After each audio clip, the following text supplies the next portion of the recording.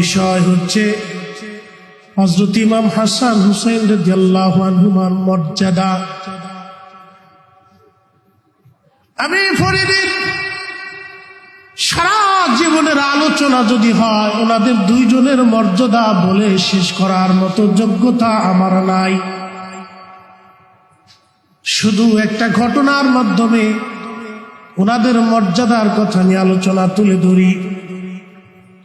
আজ থেকে 900 বছর আগে ইমাম হুসাইন রাদিয়াল্লাহু আনহুর শাহাদাতের 470 বছর পরে 530 হিজরিতে বর্তমানে যেইখানে ফিলিস্তিনের যুদ্ধ হয় গাজা, এই জায়গার আগে নাম ছিল আসকালান। এই শহরে আওলাদ রাসূল সুলতানে কারবালা হযরত হুসাইন রাদিয়াল্লাহু আনহুর পবিত্র মাথা মোবারক সমাহিত করা হয়েছিল। বর্তমানে যেমন ইহুদিরা জায়গা দখল করে নিয়েছে, ওই সময় খ্রিস্টানেরা এই জায়গাটা দখল করে নিয়েছিল।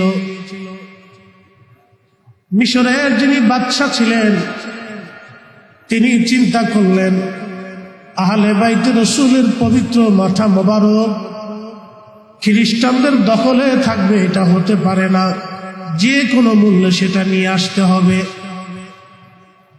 অ্যাটেনশন, 470 বছর পরের ঘটনা, শাহাদাতের 470 বছর পরের ঘটনা। মিশরের রাষ্ট্রপ্রধান প্রস্তাব দিল খ্রিস্টান বাহিনীর প্রধানের কাছে, তোমরা আমাদের সাইয়্যিদ সুলতানে কারবালার পবিত্র মাথা মোবারক আমাদেরকে দিয়ে দাও। তোদের চিন্তা, মাথা মোবারক দিয়ে আমরা কি করব? তোমরা নিয়ে যাও, কিন্তু বিনিময় দেওয়া লাগবে। কত টাকা বিনিময় লাগবে বলো? 30,000 স্বর্ণ মুদ্রা। মিশরের বাদশা চিন্তা করলেন 30,000 কেন, কোটি স্বর্ণ মুদ্রাও যদি চলে যায়, আহলে বাইতে রাসূলের মাথা মোবারক আমি নিয়ে আসব, আমার এই মিশরে দাফন করব, এর চাইতে পরম সৌভাগ্য আমার জীবনে আর কিছু হতে পারে না। একবার জোরে বলা যাবে কি আল্লাহু আকবার?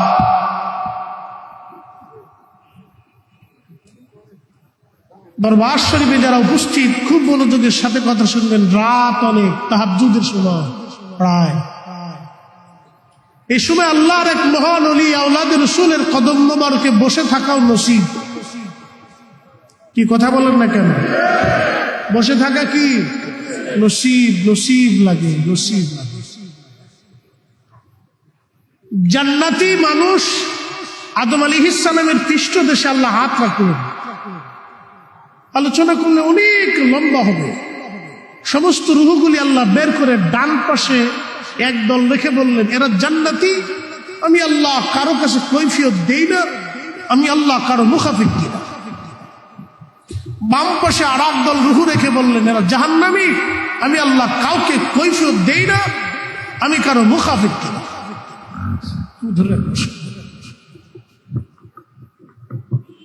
সাহাবায়ে কেরাম বলেন, ইয়া রাসূলুল্লাহ, তো নামাজ, রোজা, জিকির, ফিকির, ইবাদতের কি প্রয়োজন আছে? বলে, তোমরা বুঝো না।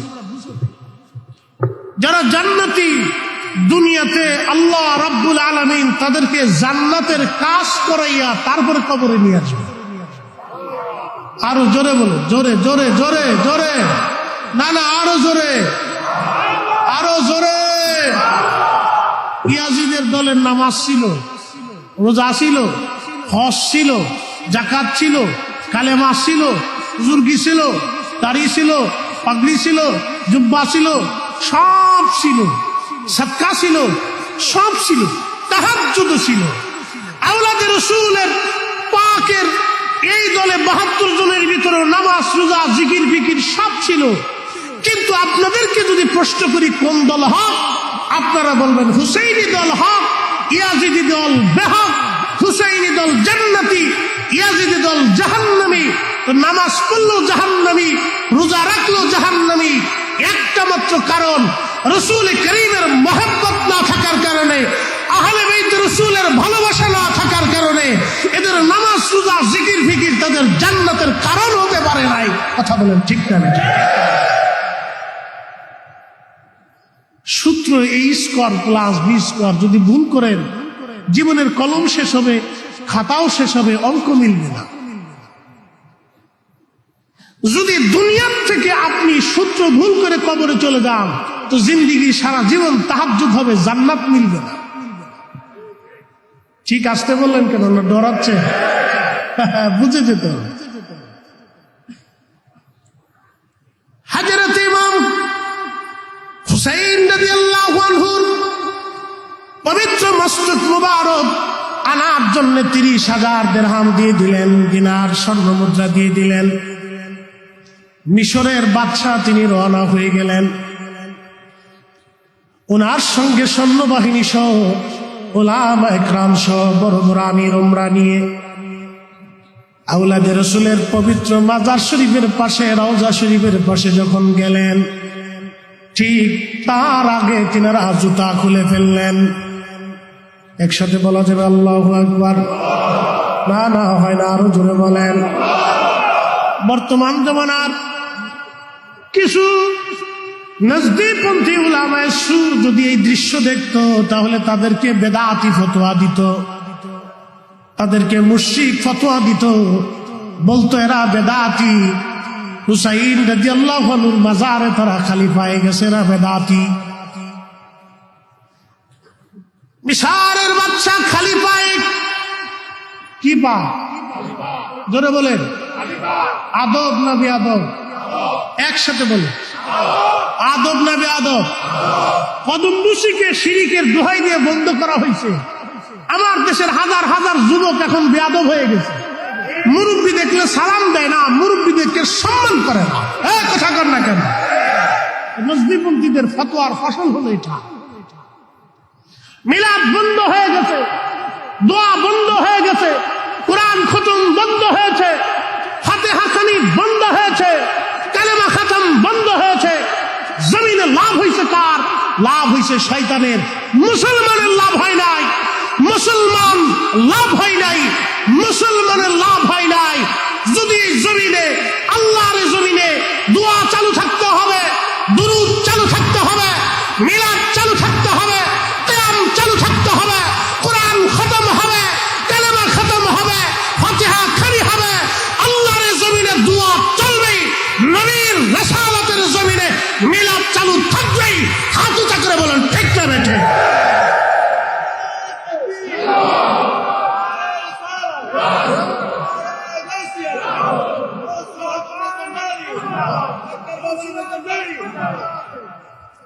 কথা বোঝা যায়? দোয়া চলবে, কোরআন খতম চলবে, কালেমা খতম চলবে। ফতোয়া, বেদাতের ফতোয়ার গোষ্ঠী কিনে এগুলি দেখার সময় আমাদের, এগুলির দিকে তাকানো যাবে, চালাইতে হবে। যদি আপনার সন্তানকে আপনি শিক্ষা দিতে ব্যর্থ হন, তো আপনার মরণের পরে দোয়া বন্ধ হবে। আপনি এমন একজনের সাথে বন্ধুত্ব করেছেন, যার সাথে বন্ধুত্ব করার কারণে আপনার আখিরাতের দোয়া বন্ধ হয়েছে। বন্ধুত্ব ওর সাথে করা যাবে না, যে আপনার মরার পরে দোয়া করবে না, দোয়া মানবে না, তার সাথে বন্ধুত্ব করে কোনো লাভ নাই। কথা বল না কেন? ঠিক কিনা? লাভ আছে? লাভ নেই, কোনো লাভ নেই। সময় আমার কম। আহলে বাইত রাসূলের পবিত্র মস্তক আনার জন্য মিশরের বাদশা খালি পায়ে রওনা। কেন মিশরের বাদশা আমির উমরা উলামা ইকরাম কেন জুতা খুললেন? কি জন্য জুতা খুললেন? জুতা খুলে গেলেন, জুতা সারায় আসলেন। যখন মস্তক মুবারক উঠাইলেন, 470 বছর আগে যেইভাবে চুল মুবারক ছিল, ভুরু মুবারক ছিল, দাড়ি মুবারক, চেহারা মুবারক, ঠোঁট মুবারক, 470 বছর আগে যেইভাবে দাফন করা হয়েছে, 470 বছর পরে ওইভাবে তখনও রক্ত ঝরতেছিল, তাজা তাজা রক্ত, তখনও মাথা মোবারক নষ্ট হয়ে যায় নাই। চিৎকার মেরে বলেন না ইয়া রাসূলুল্লাহ। ওলিরা আছে, আসতে বললে পুলিশে ধরবে না, বেদাতি হয়ে যাবে। একসাথে বলেন, হ্যাঁ আরো জোরে বলেন। ইমানি জজবা নিয়ে বলতে হবে, এত ইমাম দুর্বল হলে তো চলবে না। আছে দেখে দেখে কথা শোনে। 470 বছর পরে আওলাদে রাসূলের পবিত্র মস্তক তখনও চিন্তা, তখনও চিন্তা। আমার রাসূলের রওজার পাশে দাঁড়িয়ে সৌদির মুতওয়া মৌলবী ওয়াজ করে, ইয়া হাদি আল্লাহ রূহ মুহাম্মদ রাসূলুল্লাহ কাদ মাতা, মুহাম্মদ মরে গেছে, মুহাম্মাদের কাছে কিচ্ছু নাই। এসব ইহুদি ইসরায়েলের বালার কথা বলে ঠিক না। আমরা বললে হয়ে গেছে মাজার পূজারি, আমরা বেদাতি।